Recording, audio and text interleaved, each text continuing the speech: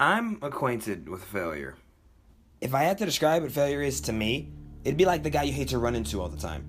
You go to school with him, he couldn't be more annoying, and you have to deal with him whether you want to or not. This fear, this knowledge in the back of my mind that I won't succeed, that failure is always waiting around the corner just for my mistake, haunts me every day. He's there when I study, he's there when I play, and I always see him watching me, especially during practice. From the first time that I stepped onto the wrestling mat, all the way to the Macon Coliseum around 6 years later, I've had this same mentality. Do what it takes to escape him. I watched for years, amazed, as past seniors composed pinnacles of what we could be, who lifted more weight, ran more miles, did more of this, more of that. For them, it always seemed like they were able to push themselves to achieving more. That's what I wanted. That's what I still want today. Something that makes me work for what I want, that won't give me the chance to wrestle on a GHSA mat without earning it. That's what makes it special. In wrestling, you can't just squeeze by and hope for the best if you want to win. You have to send a message that you're willing to work until you can't do anymore because there's nothing more to do. I wanted the chance to do the same. Now, I find myself at the state tournament in Macon. In Macon, I had that chance.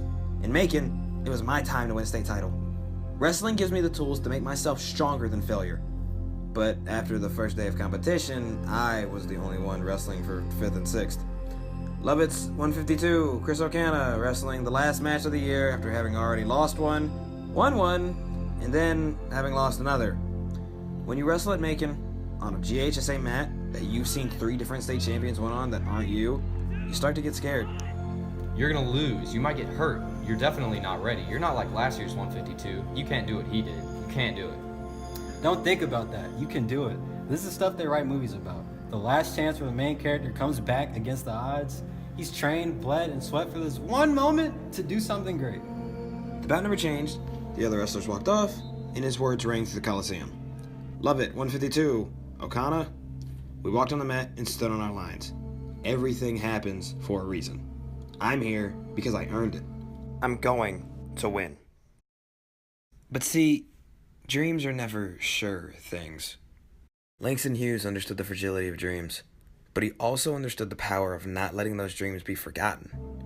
There are dangers that come with dreams, and with America setting the precedent for dreams and expectations, there's no exception. America was made to chase dreams, allow you to experience success and live the happy life. But with every success story comes its countless failures. Slavery until 1865 across America. No women's suffrage until 1920. Chinese internment camps during World War II. Controversial foreign affairs in Vietnam and Iraq. And even racism during the civil rights movement of the 60s that still lingers today. But it's 2017 and America's still kicking. This country's been through hell and back, facing failure at every imaginable turn. But the American dream is still alive in all of us. Ask any U.S. citizen, any of us, will have our own American dream. Our country's history has been through enough hell to where the American dream should have died years ago, but it's still here and stronger than ever. Why? Because even though our dreams are complex, sometimes unattainable, to each of us, it's the light of the setting sun to the west that we migrate to. But we chase dreams, knowing full well the price of failure. But hey, we'll keep trying. We're Americans. It's what we do. So, I lost that last match of my junior year, very handedly. I felt like that match changed me, made me different, made me feel like I could do nothing right, feeling like I should give up, feeling like I was on the edge all the time, but that's not American. Giving up and quitting isn't what I do, and it's not what America does either. So we come back to this encounter with him, failure, the one I want nothing to do with, and I thank him. Failure is what nurtures success. Since I lost, there hasn't been a day where I've thought of giving up or not working towards a state title for next year. But it's more than that. By this time next year, I don't know if I'll be wearing the gold medal around my neck. But success isn't always guaranteed. You may train and work only to meet failure more often than not. However, failure is the catalyst to change. It's an opportunity to show your strength and willingness to fight. It's the price we're willing to pay to make all our hard work worth the sacrifice. It's proof that when you get knocked down, you'll always get back up.